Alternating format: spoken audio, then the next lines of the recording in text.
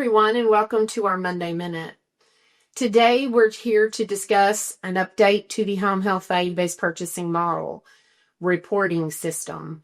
The July release of the Interim performance reports was released the end of July, 1st of August, and in those reports, you will find the first quarter of 2025 OASIS outcome measures and the remaining measures through December 31st of 2024.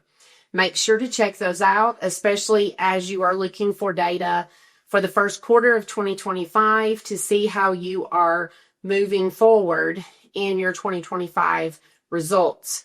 In addition, the annual performance report was released in late August.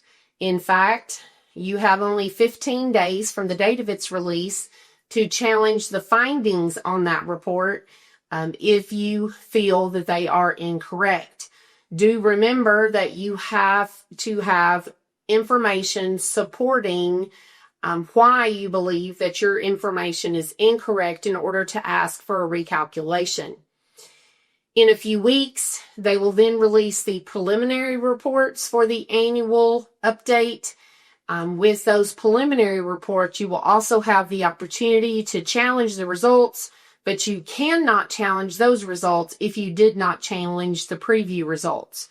So again, you only have until September 5th to challenge those if you intend to do so. Do keep in mind that also with the July 2025 interim report, they released the final achievement thresholds and benchmarks for 2023 that are being utilized in the 2025 results calculations.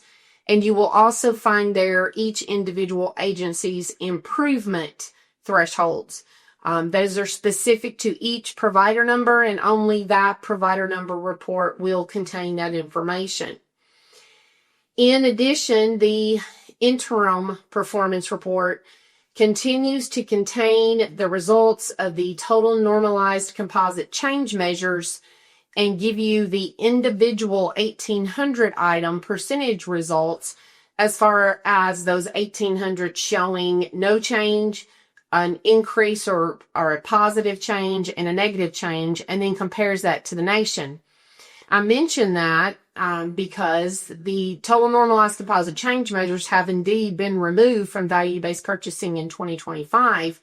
However, the bathing and dressing upper and lower body items have been proposed to be added back to the 2026 version of value-based purchasing.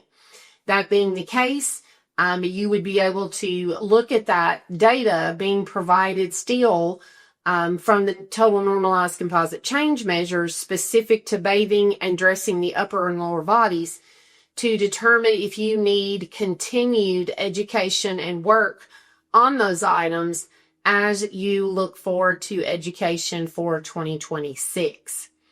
We will include in this minute a link to the home health value-based purchasing portion of the CMS website so that you can ensure someone is signed up to continue to receive email updates, etc., as value-based purchasing progresses.